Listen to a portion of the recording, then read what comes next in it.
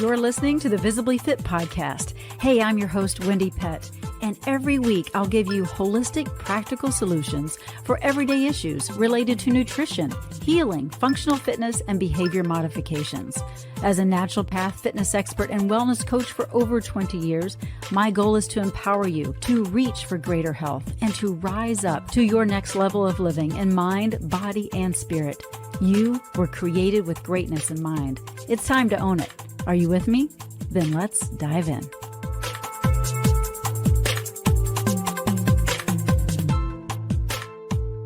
Hello and welcome to the Visibly Fit podcast. I'm your host, Wendie Pett, and I love spending this time with you. Thank you. Thank you so much for tuning in and spending it with me today. I don't take that lightly. I am so excited about today's show. We're going to talk about things that maybe you never really wanted to talk about or think about, but we're going to talk about poop. Yep, that's right, poop. And you will hear from an incredible doctor who is passionate about people's poop and their gut health. And I actually met him at the International Plant-Based Nutrition Healthcare Conference. We were both on the panel together, and I just fell in love with him as a human being, and I fell in love with his accent. So you're going to love his accent. He's a lot of fun. He's got some great humor, and I think you're going to really enjoy this episode. But you're also going to learn so much.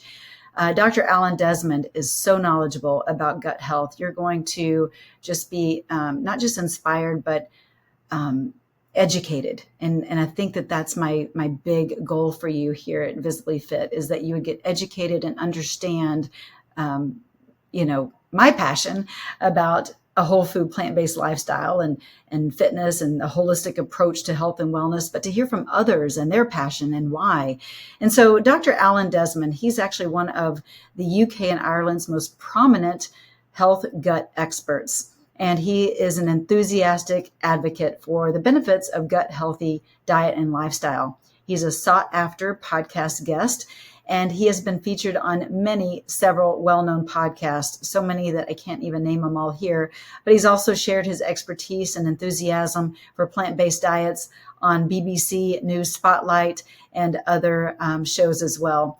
Dr. Allen is a consultant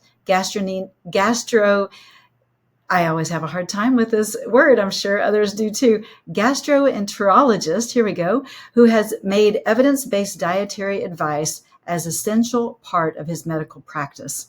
He has presented at numerous international medical conferences on the benefits of this approach to food, alongside other renowned advocates, including Dr. Michael Greger, Dr. Clapper, Dr.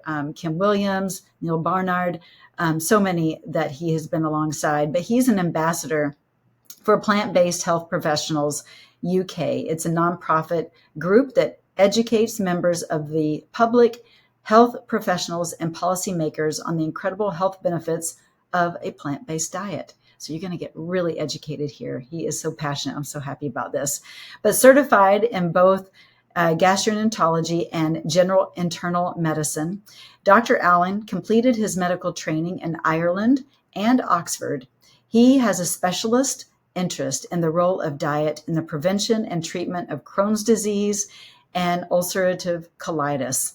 A fellow of the Royal College of Physicians, London, he has published several influential research papers in the field of inflammatory bowel disease and is a dedicated advocate for the gut health benefits and overall health benefits of a whole food, plant-based lifestyle approach to nutrition. He lives in South Devon with his wife and 3 children.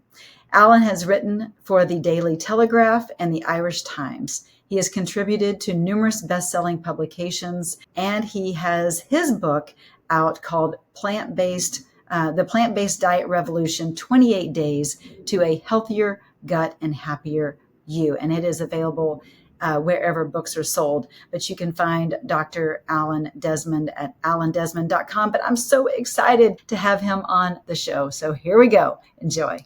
Well, welcome, Dr. Alan Desmond, to the Visibly Fit podcast. It is so awesome to see you again. Hey, Wendie, nice to see you. We last saw each other in person, of course, at the Plantrition Conference. what was that? Was it 6 weeks ago? Less? But what a wonderful conference. Scott and the team. I'm so in awe of everything they do, but it was lovely. We sat on a panel together. It was lovely. Yes, we did. And it was an honor to meet you and be on that panel with you and just see all these doctors coming to learn about whole food, plant-based lifestyle and how that can make a difference in their patients' lives. And you know firsthand about what that looks like. And I want to dive in immediately to talk about what even got you on this trajectory of teaching whole food plant-based as a medical professional and someone that isn't taught nutrition in school so much, or were you? And how long was that nutrition segment that you may have been taught? Oh, well, we were lucky, I guess. So I went to medical school from 1995 to 2001. So I qualified as a doctor 22 years ago. And it's true, we were taught very little. You look 22. Wait, you look 22. Thank you. I guess that must be all the plants, right? I mean, you've got the same right. problem, right? No one believes your age, right? Right. But I guess it's... we, in medical school, we had some good teaching on how to read scientific papers, how to interpret scientific papers, how to write scientific papers, how to read epidemiological papers, how to read research and randomized controlled trials. And we also had a really good education on the very basics of nutrition, what fats and carbohydrates and proteins do, what their actions are in the body, the importance of iron and potassium and sodium and all of these things, all of the building blocks. But of course, then we got very little teaching actually on the basics of the impact that food has on human health.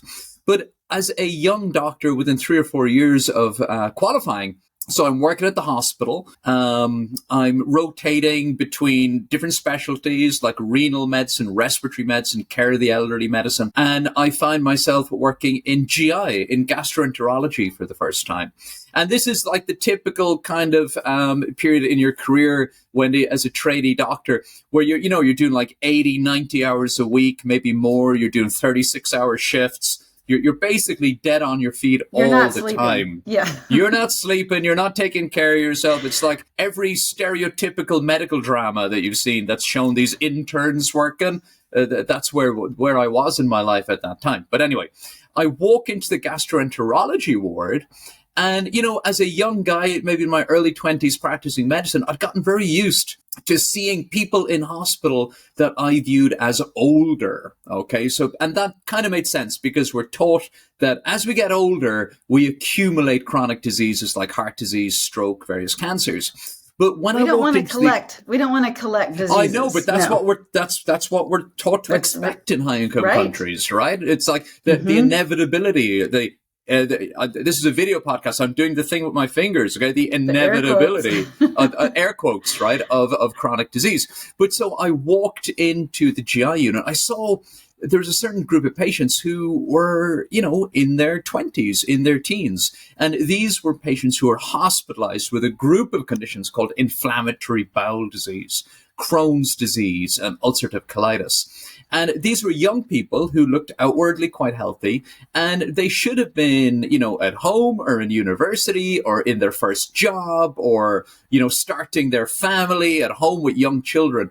But instead they were hospitalized. And it was our job as the young doctors to put them on the treatments that we have for these conditions called inflammatory bowel disease, which cause inflammation in the lining of your gut, causing abdominal symptoms and diarrhea and an inability to absorb calories and anemia. And it was our job to put the cannulas in, put the IVs in, and give them the medications, give them the steroid medications to push down their immune system so that they could get better. And it occurred to me when I was working in that unit, even very early in my career, that when I would explain a diagnosis to a new patient, you'd often be someone my own age, I'd say, oh, you've got Crohn's disease or you got ulcerative colitis. And I would explain to them about the endoscopies and the MRI scans and the stool tests and the cannula and the steroids and the medication and the fact that we viewed these as lifelong conditions and that they would be attending our surgery or our clinics for years to come. And that there's a good chance they would need even stronger immune suppressants, and that maybe 1 in 5 patients with ulcerative colitis end up needing a colectomy, that about 40% of people with Crohn's disease end up having part of their diseased bowel removed by surgery. And I would explain all of this to these young people. And they would say, ultimately, almost every patient would say, what about food, doc? Because even after you told them all of that, they're thinking about food, because I'm thinking, where's the hope? Where's the hope, right, Wendie? Yeah. And also in GI medicine, there's a very short line between food and symptoms. So patients make the connection very, very quickly. And they're right. There's a huge connection between the food we eat and how our digestive tract behaves. So there was that. And that sparked my interest because I wanted to have evidence-based answers for my patients when they asked me that question. And working in GI, what I also noticed was that, when we have patients with severe digestive health problems, their quality of life is damaged so badly because, we love food, right? And having good digestion is so integral to being healthy that when we have people with poor digestion, their health, their life, their quality of life is very poor generally. In fact, only 25% of patients with, for example, Crohn's disease would describe that they have a good quality of life. For example, people with severe abdominal symptoms, the so-called irritable bowel syndrome patients, on average would give a decade of life expectancy if they could just normalize their gut function. Having poor digestive health has a dreadful impact on our quality of life and our well-being and our mental health. What I noticed, Wendie, that is if we could find our patients a route to better gut health, whether that was through diet or medication, we could absolutely revolutionize their quality of life. And it was change the hospital food. And well, that's the next mission. We're still on that mission, right? But I noticed as a young doctor that if we could, that in this specialty of gastroenterology, there was huge capacity to improve people's quality of life. And once I realized that, I was absolutely hooked. And in those years, we have become more and more interested in digestive health as a culture. It's become so interesting. There's this old saying from like 2,500 years ago from Hippocrates of Kos, the so-called father of modern medicine in ancient Greece 2,500 years ago. He taught his followers that all health begins in the gut. That's right. And like so much ancient wisdom, there's so much truth in that ancient wisdom. I mean, we know that we love food. We wake up in the morning thinking, oh, what's for breakfast? What's for lunch? What's for dinner? We love our food. We talk about food. Our newspapers, the weekend magazines, our Instagram feeds are filled with recipes and food and ideas. We even have national dishes, right? Different countries identify with certain foods. Food is such an important human enjoyment. But not only that, it's a social enjoyment as well. It's a social enjoyment. But beyond that, all health really does begin in the gut, because to eat, to digest your food, to turn the food on your plate into the building blocks of your human body and metabolism, to eat and digest your food, to break it down into the amino acids and the carbohydrates and the fats, and the heme iron and there's the non-heme iron, the copper, everything that we get from our food, to be able to ingest and digest that food effectively and comfortably is a very basic human function. And in a way, it's the essence of being a healthy human. Every single day when we get out of bed, about 90 grams or 3 ounces of our human body is new red blood cells, new gut lining cells, new enzymes, new you every single day. And the building blocks for that new you to keep you healthy and well and repair and regenerate, these building blocks come from our food, right? But knowing that, knowing how important food is for humans, knowing how to ingest and digest our food effectively and comfortably should be regarded as a basic human function. I'd like all of your listeners a little exercise to do at home. I can't see you guys, but you can see and hear me. I want you to put one hand up in the air and keep it up if you or your loved ones have been affected by gastroesophageal reflux disease, or Crohn's disease, or ulcerative colitis, or diverticular disease, or colon cancer, or pancreatic cancer, or stomach cancer, or the unexpected digestive symptoms that have been labeled as irritable bowel syndrome, that can leave you housebound and unemployed. So right. I would bet that right now everybody hearing these words has got their hand up in the air, because poor digestive health has almost become the norm in high-income countries. Why are our digestive systems going so wrong? Is it inevitable? Could it be the food? Could it be the fuel that we're putting into our digestive system? When my patients asked me, what about food? Were they onto something? Absolutely, they're onto something. Because it turns out that the standard Western diet, standard American diet, standard British diet, what we're now referring to as the global standard diet, a diet that depends on meat, fat, oil, sugar, and processed junk food for almost all of its calories. Salt for almost everything. A plant-deficient, fiber-deficient diet without the diversity of plants and fruits and vegetables and whole grains and legumes and nuts and seeds that our digestive tract thrives on. The standard Western global standard diet has become the perfect recipe for dreadful digestive health and terrible digestive disease, terrible digestive health, and all of these diseases that we talk about.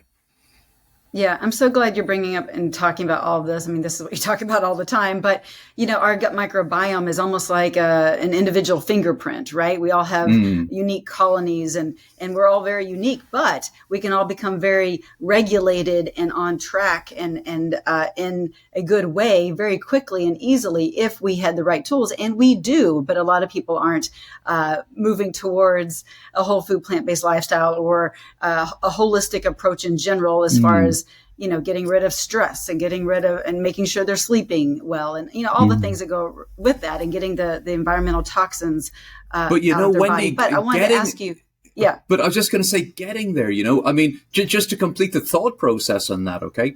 The foods that are good for our gut, the list of foods that promote excellent digestive health is pretty short. Fruits, vegetables, whole grains, legumes, beans, and leafy greens, and maybe some fermented foods. So these are the foods, the pillars of a healthy whole food plant-based diet, and the pillars of the diets enjoyed by the healthiest people in the world. And it works. And as a doctor, when you look at the evidence showing that, for example, in the UK, that's what I want you to do. Yeah. So for example, in the UK, vegans are 70% less likely to develop diverticular disease, a condition which causes pouches in the lining of your large bowel, which can cause abdominal symptoms, diarrhea, cramps, bleeding, perforation, abscess. I've taken care of patients who've died from diverticular disease. Here in the UK, where I practice, diverticular disease hospitalizes 30,000 people per year. Vegans in the UK are 70% likely to get diverticular disease compared to meat eaters. We also know, and the data keeps coming out, paper published last year, plant-based diets may cut the risk of stomach cancer, pancreatic cancer, and liver cancer by up to 50%. May cut the risk of bowel cancer by 80%. I spoke earlier about inflammatory bowel disease, Crohn's and colitis.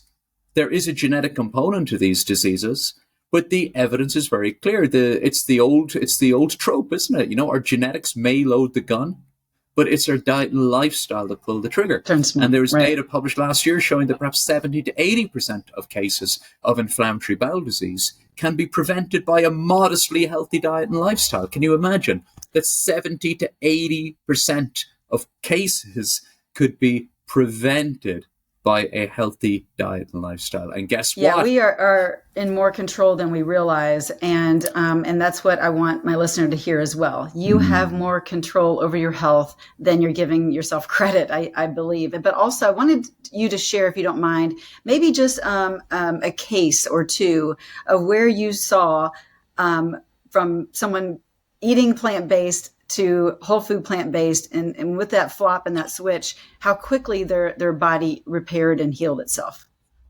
Sure. So I'll give you one story. And, I must say, when I present at conferences, and you've seen this, 'cause you've seen me present at conferences, I don't usually tell patient case stories because evidence-based medicine isn't about patient case stories. You don't look at what happens to one patient and then go, okay, I'm going to do that for all of my patients. I'm not going to, that's not how you do it. How you do it is you go and look at the wealth of information that is out there, and then you arrive at evidence-based recommendations.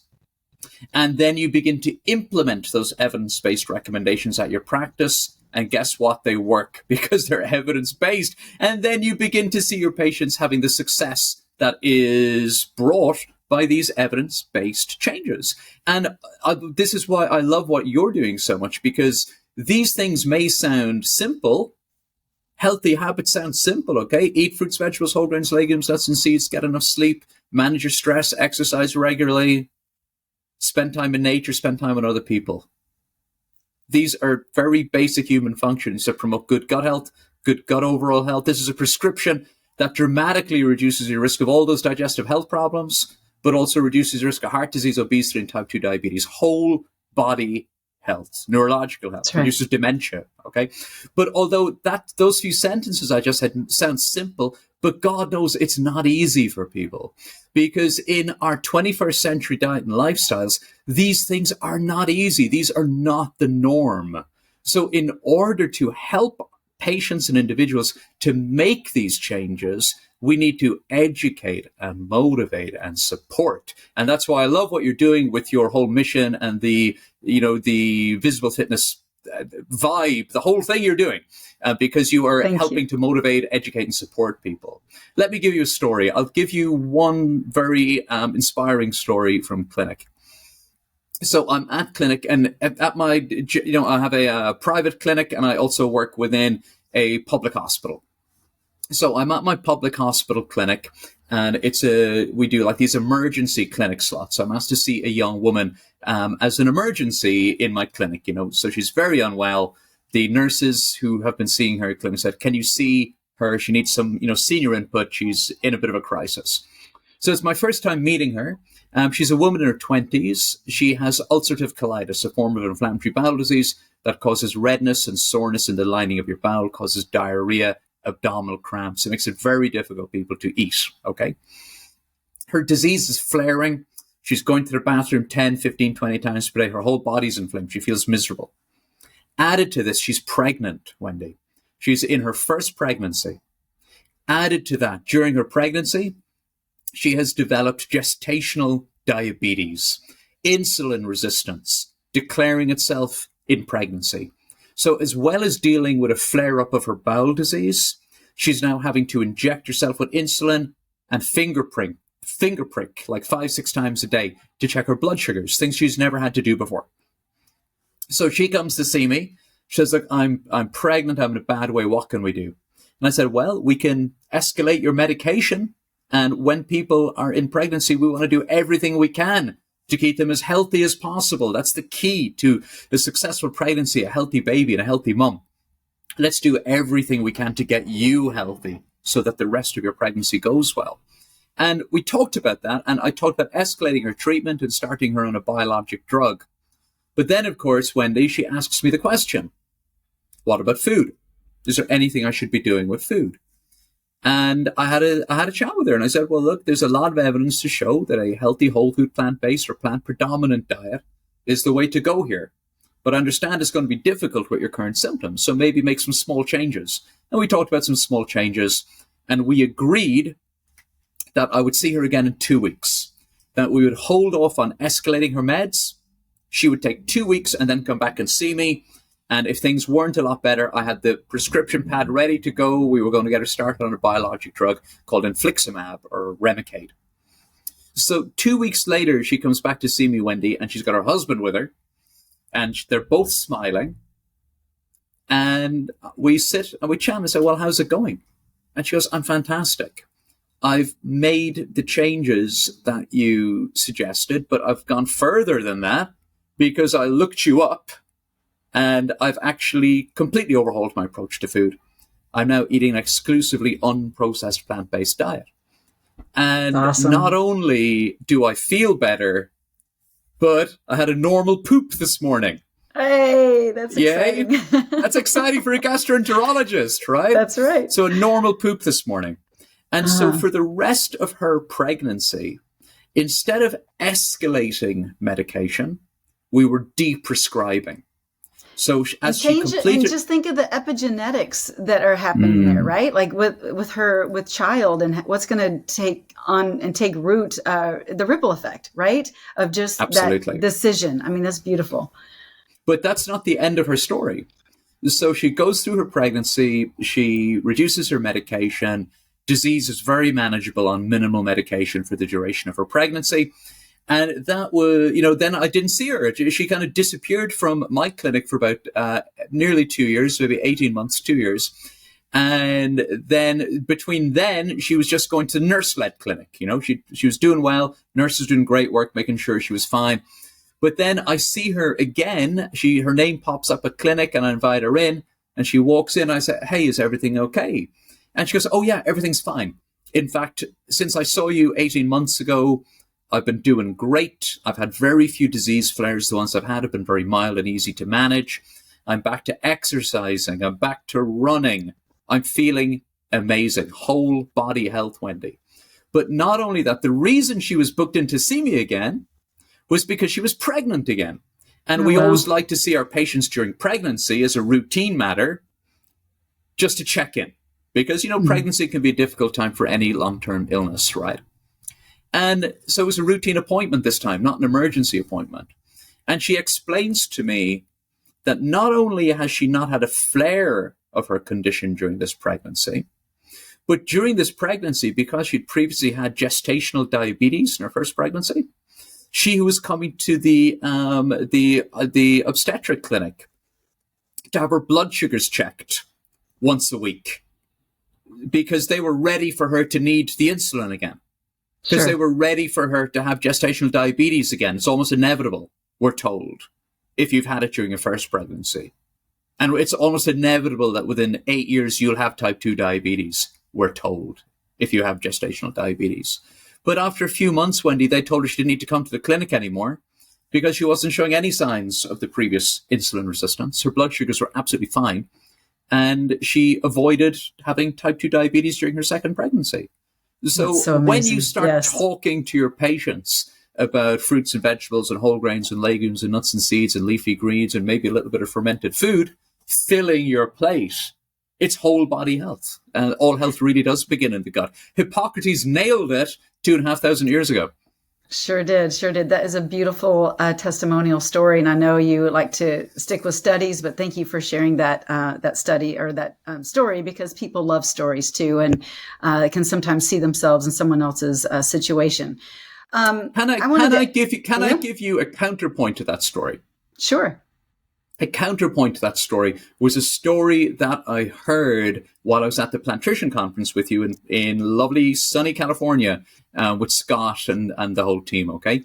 So I spoke, one of the lovely things about that conference was that we met the whole spectrum. We met doctors and individuals who'd been eating and thriving on a whole food plant-based diet and lifestyle for decades. I met people who had first discovered this through Nathan Pritikin, through John McDougall, through Neil Bernard's first book, and on and on and on. Campbell, and T. Colin Campbell and Dr. Esselstyn and Dr. Greger and on and on. But there was individuals who'd been living this life and thriving for decades. And there was also a lot of young people there, which I thought was awesome. There was a lot of recently qualified doctors and PAs and registered dietitians and nutritionists and coaches who were there hearing this message very early in their career. And think about all the lives they're going to change, Wendie, in the rest of their career. I believe the average doctor will treat maybe 15,000 patients in their lifetime. I mean, how exciting to have those doctors there early in their career. But it was from one of those young people that I heard this story. So this was an individual whose mother has inflammatory bowel disease, colitis, ulcerative colitis. And she'd had a bit of a disruption in her digestive health. So with her family history, she'd gone to see her doctor and they said, well, look, your mom's got colitis. You better get a colonoscopy. So she went and had her colonoscopy. It was all clear. No problem. Her symptoms had settled down anyway, so she was very relieved. But the interesting thing is that when she went back to see her gastroenterologist for the follow-up, the gastroenterologist, this is what she told me, said, your colonoscopy is normal. You don't have colitis. But because your mom has it, you'll probably get it. So why don't you come back and see me when you get colitis? Oh, because no. that is a missed opportunity, an absolutely missed opportunity. Right now within healthcare, we sit around waiting for people to get sick. And when they get sick, we will offer them surgeries and medications to help them move back towards health. Now, don't get me wrong. I prescribe medications. I refer for surgery. I do endoscopic procedures. I absolutely believe in the incredible things that we can achieve with modern medicine, but it's only part of the story because there is a different way. What if people didn't inevitably get sick? What if most of the cases of heart disease and type 2 diabetes and bowel cancer and diverticular disease and Crohn's disease or any of those other chronic illnesses and cancers that we take for granted in high-income countries, what if they never happened? Now, that's not a controversial proposal because the science is really clear. A healthy diet and lifestyle radically reduces your risk of illness and adds a decade of healthy and productive years to your time on this earth. An average of 10 years of healthy and productive life are on offer to everybody listening to or watching this podcast. Can you imagine 10 years? That's the difference, Wendie, between seeing your grandchildren finish grade school and being there when they graduate university, publish their first book, open their first play, open their first art exhibit. It's incredible. And, it's so powerful. What you're promoting and what we're talking about right now is incredibly powerful. It is. And you have written a book called The Plant-Based Diet Revolution, 28 Days to a Happier Gut and Healthier You. And there's so much incredible information in that book. And I really highly recommend everyone listening to get it. But you are, I'm just grateful because honestly, it's becoming more of the norm, whole food plant-based. It's not so like, ooh, you do what? It's not such a secret and so weird and out there, whether it's whole food plant-based or vegan.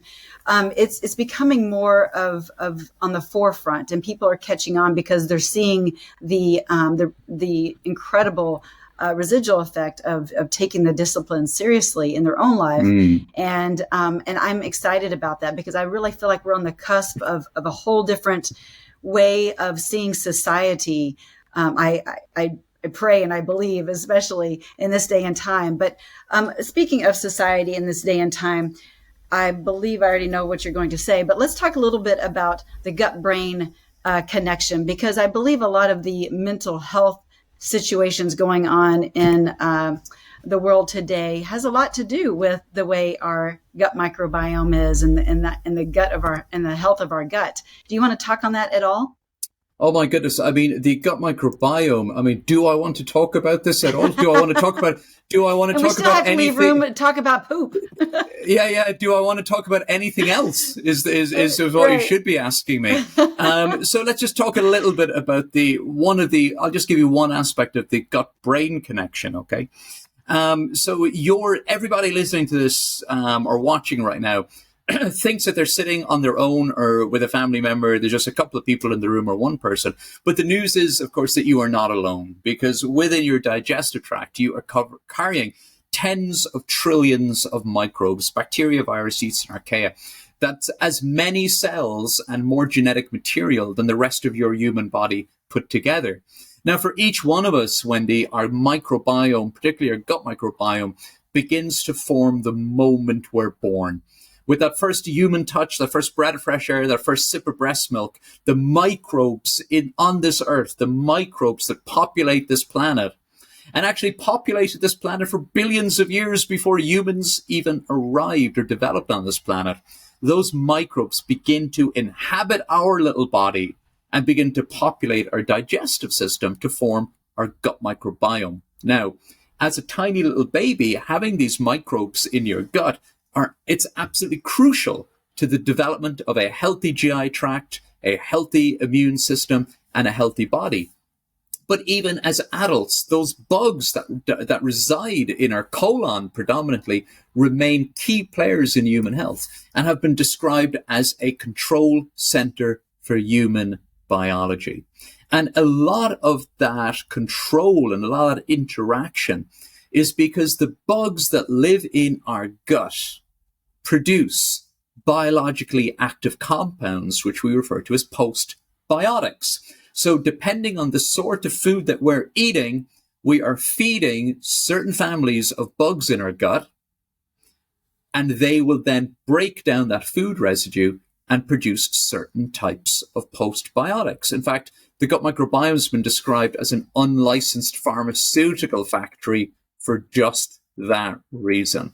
Now, with the brain connection, I'm going to just mention one important postbiotic, and that postbiotic is the short-chain fatty acids. So when you eat a fiber-rich diet, particularly if you eat a plant-based diet, your gut microbiome is optimized for the production of short-chain fatty acids. So butyrate, acetate, propionate. These are substances that are only produced in your colon. They're not made by your human body. You don't eat them. They are made by your gut bugs. Now, those short-chain fatty acids, particularly butyrate, not only do they provide 70% of the energy source for the cells lining your bowel, and not only do they enter your bloodstream and help control your blood sugars and your appetite and reduce chronic inflammation, they also enter your brain. They enter the cerebrospinal fluid, the liquid that your brain, that your entire intellect is bathed in every single day. Now, your brain, like all of your human body, depends very, very critically on maintaining homeostasis, okay? The human body likes to keep its temperature, its pH level, its sugar level within a very tight range for optimal function. And there's probably no part of your body that's more true for than your brain, your neurons. And for that reason, our brain is protected by a barrier called the blood-brain barrier, the BBB, okay? And if toxins can cross that blood-brain barrier, they can potentially cause a lot of problems for our neurological health. So, for example, alcohol crosses the blood-brain barrier like that, okay? Mm-hmm. Which is why it causes drowsiness and confusion and poor decision-making, and ultimately contributes to dementia and memory problems and Alzheimer's and all that, okay? But so to have a healthy brain-blood barrier is crucial. The butyrate that your gut bugs make when you have oatmeal for breakfast helps to maintain the health and integrity of your blood-brain barrier, helps to prevent toxins entering your brain, helps to prevent the chronic inflammation in your brain that has been linked to depression, dementia, and anxiety, other psychological anxiety, and all of these problems. Yeah. So that's just one really nice example, I think, of how the food you eat interacts with your gut microbiome, interacts with these postbiotic substances, and directly affects your cognitive health and your mental health on a day-to-day basis, and also into the future. Yeah, no, that's so good. Thank you for sharing, because I think if we, as a society, started to think of every bite that we eat, how is it feeding our body? Like, how is it affecting our cells? How is it affecting our brain, our gut? Like, how is it affecting us with every bite that we eat? We might choose differently. And I don't even think that people even think about their gut microbiome ever. If they really thought about the bugs that we are, that might kind of even freak them out. But I think people need to get educated and understand how the body works so that they can start fueling their body for what it needs to be optimized. So, once the food goes in, Dr. Desmond, it has to go out. And so I know you love talking about poop. In fact, that's when I first met you. You're like, I'm the poop doctor. I'm like, all right there. So let's talk a little bit about that, because, I have several patients that deal with, starting out, they deal with different bowel issues, just like your patients do. But, we talk a lot about the Bristol stool chart and what your poop should look like, and kind of give them a good idea and indication of the health of their gut through their bowels. But let's talk more of maybe let's just talk layman's terms, right? Like, let's talk, what does a healthy poop look like and an unhealthy poop look like? I think most people know because they know what it feels like, but let's talk about why. right? Well, first of all, let's just be clear. Everybody poops, okay? Yes, okay. We can talk about poop. Yeah, so we can know about poop, okay? It's perfectly normal. I think there's a little kid's book that says everybody poops. Everybody poops. We should write that book, okay? So think of your favorite. There is. Oh, is there? Oh, really? Well, then I should get that book. I should get that book. Another good book I can recommend is There's a Zoo in Your Poo by Professor Felicia Jackman. It's for kids, but everyone should read it. There's a Zoo in Your Poo. It's my little boy's favorite book. But everybody poops. So think of the most glamorous movie star, the most inspirational rock star, the most impressive religious icon, leader, politician. They poop or they pooped. That's good. It's a normal thing. It's an absolutely normal thing. But it's a normal thing, but is there a normal bowel movement? That's the question.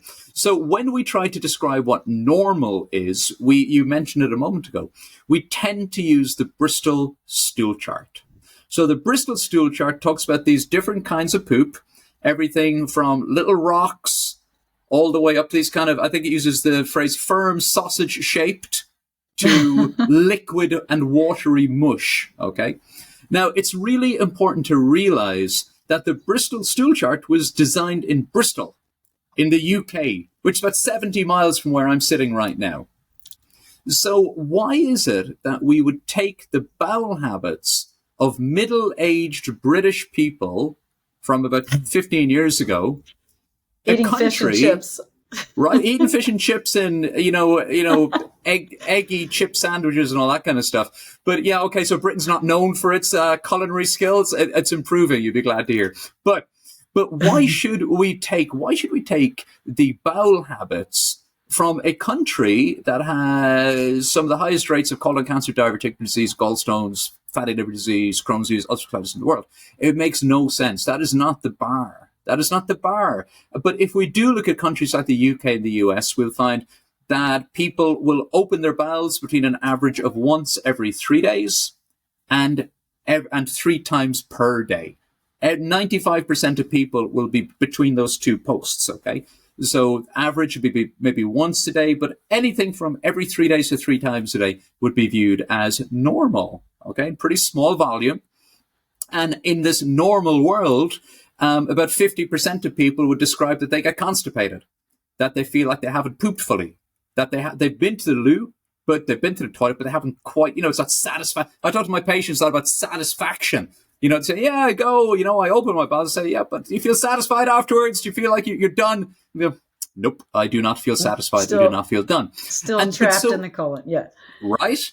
But of course, it's because of the fuel that we're feeding our gut microbes and it's also about, less activity, less physical activity with age, because we don't have the hip flexors, we don't have the pelvic muscle strength, that it diminishes. But it's really interesting to me that if you look, and these studies have been done. So, if we look at stool volume, okay? So stool volume this paper was done quite a while ago. I think I can remember the numbers, okay? So the average daily stool volume in Scotland is 70 grams. That's like 2.5 ounces. The average volume in London and New York was 100 grams. A little bit better in Scotland, okay? The average daily stool volume in rural Costa Rica, when this study was done, was 490 grams. Seriously? Okay? So, yes, because in rural Costa Rica, home of the Nicoya Peninsula, home of one of the blue zones, home of some of the healthiest and most long-lived people in the world, right? So they're eating a plant-predominant, higher fiber diet. And so as I say to my patients, like, if you're not on the Bristol stool chart, don't panic, because I've been speaking to patients about their poop for 20 years, and I don't know if there is a normal anymore, okay? That's number one. And number two is that, if as you change, I should have done a drum roll there or something. Yeah. You see what I did there? So the second item on the agenda is that when you make the switch to a healthy, whole food, plant-based diet, you should expect to see more poop more often. And that's a good thing.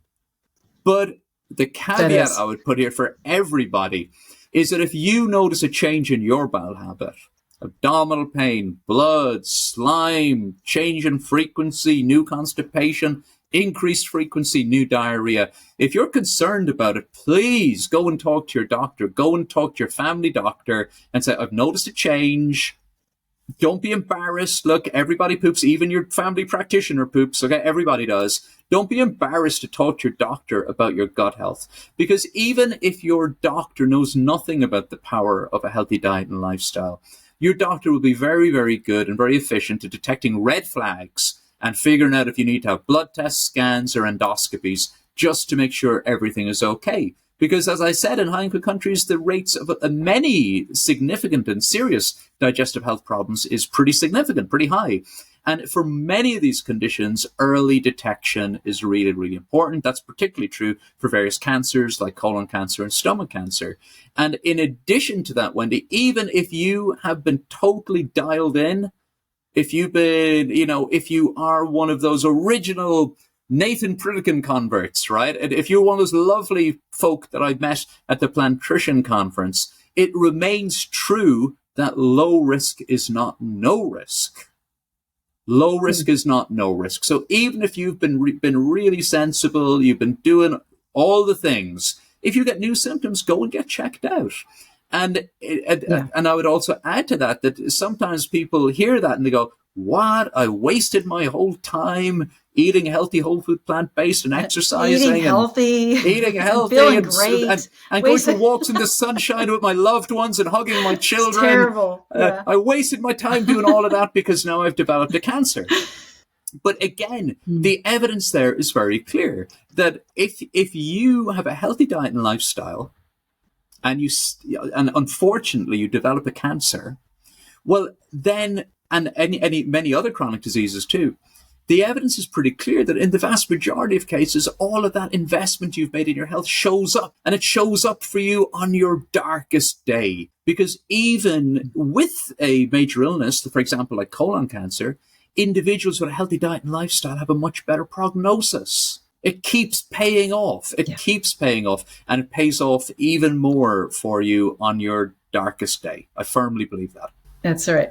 That's right. That's so good. You mentioned real quick, you mentioned about, hip flexors and just being older and maybe not being able to have a healthy bowel because of that issue.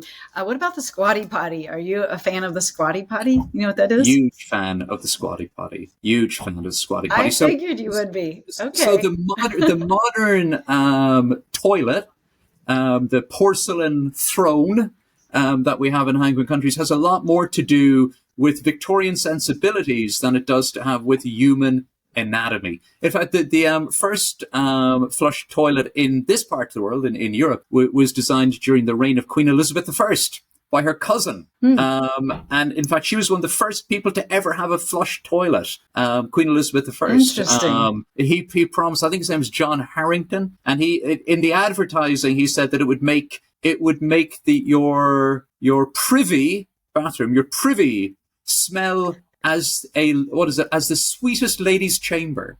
So he'd figured out this way, this big contraption. Who wouldn't want to buy that? Who would buy want to into buy the marketing? that? Yeah. But it was a long time before the modern flush toilet, as we recognize it, was evolved. And again, it's designed. You sit up straight like a gentleman and you do your business.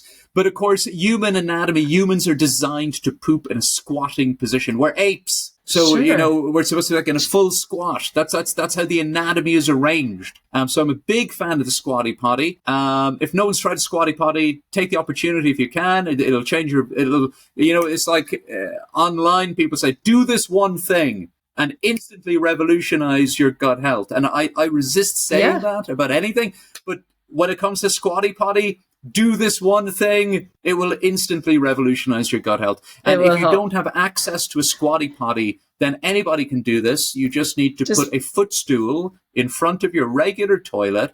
It needs to be stable and safe. It needs to be high enough so that your knees are higher than your belt. And then you can lean forward a little bit, give your knees a little bit of a hug, and that'll kind of get you into that squat position, and you are ready to go. things people don't think about but should. So thank you, Dr. Alan Desmond. This is so great. I am going to wrap up by asking you a personal faith-based question, because my audience is more from the Christian faith and is on a lot of Christian networks. And I promised them to let them know who I am interviewing. So you mentioned that, well, I'm going to just let you go with it. So what is your faith, and have you practiced a faith in your past, currently? Kind of where are you? So you might have detected that I'm Irish. When you said apes, I kind of thought, yes, you're. Yeah. Yes. So I was raised as an Irish Roman Catholic.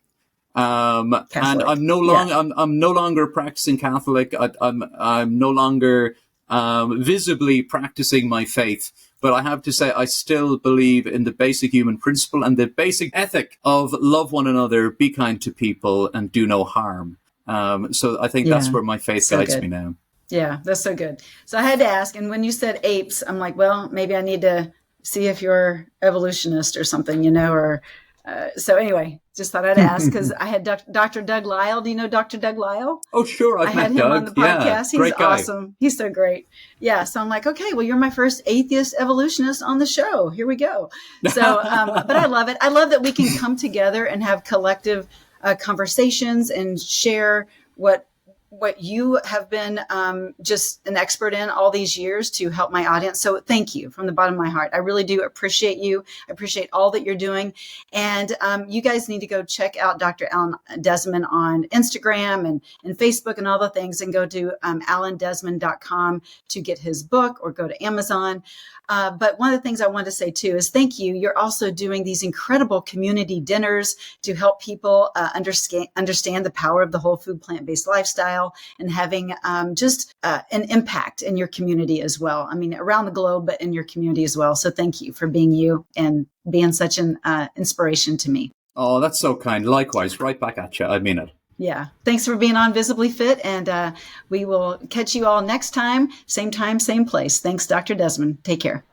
Well, I sure hope you enjoyed the show. Wasn't Dr. Desmond fun and just full of information? Oh my goodness. If you didn't learn something from this episode, then we got to talk because there was so much information thrown at you, and he is just a plethora of stats and studies and just insightful information. So again, to check out Dr. Desmond, go to alandesmond.com. You can also find him on Instagram and other places, Facebook and that kind of thing. But I think he's a little more active on Instagram. But if you have been following this podcast for a while and following me for a while and are at that point, at that pivotal point of I'm ready to change, then let's do this. Let's do this. Go to wendiepett.com or go to getvisiblyfit.com and let's get you started on the 7-week Visibly Fit accelerator program. It is life-changing, and you deserve to optimize your health. And I would love to be there alongside of you and hold your hand and walk you through it. So you can do this. We can do it together, but now's your time. So again, go to getvisiblyfit.com and get started today. God bless you. And we will see you next time, same place, right here on Visibly Fit. God bless. Well, that's a wrap for today's show. So thank you so much for tuning in. I love spending this time with you. To learn more and get more free resources, just head on over to wendiepett.com. And thank you in advance for sharing this episode and this podcast, following and subscribing, not only to this podcast, but finding me on social media, Instagram, YouTube, Facebook, wherever you are, I'm probably there too. Until next week and our next podcast time together, make it a Visibly Fit day.